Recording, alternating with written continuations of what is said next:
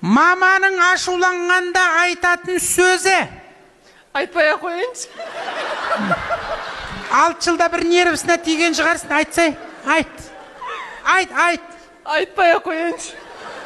Мынау, не, қандай сөз құлағым айтшы хотя бы. Микрофон мына жақта. Неге? Болмайды айтуға. Так, сенші?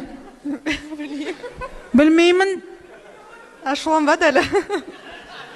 Сон Құдай көрсетпесін саған.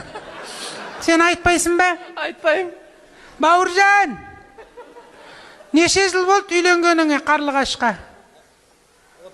30-дан асып кетті, 35 жыл примерно.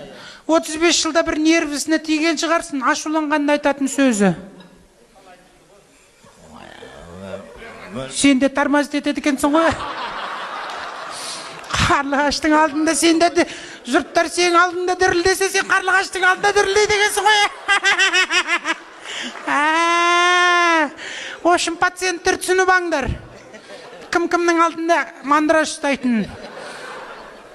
Айтсай, қандай сөз айтады ашуланғанда? Жоқ, маған ғой ашуланбайды ғой, балаларына ёпты поймать дейді.